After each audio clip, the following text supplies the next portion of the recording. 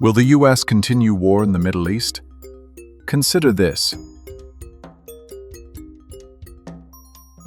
In the US, diesel prices have risen 50%, while natural gas has decreased. Gasoline and jet fuel have also risen at least 30%. The US is self-sufficient only in natural gas and dependent on the Middle East to keep everything else low. If a single bloc controlled the oil reserves of the Middle East, 48%, Venezuela, 17%, and Russia, 5%, it would control 70% of the global supply, and therefore the price of nearly all industrial activity on Earth. Does Europe really care who governs Ukraine on ideological grounds? The US remains indifferent to the fact that Saudi Arabia, Kuwait, Qatar, and the UAE are Islamic monarchies.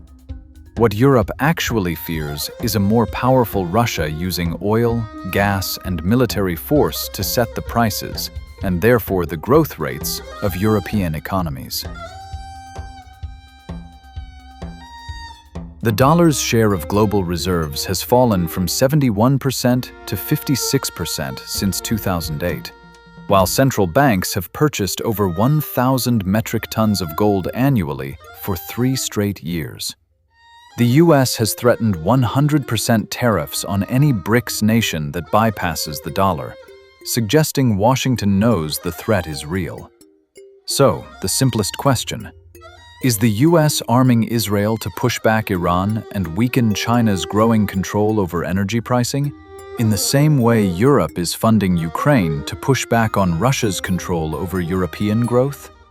If so, these aren't separate regional conflicts. They're the same economic war, fought on 2 fronts.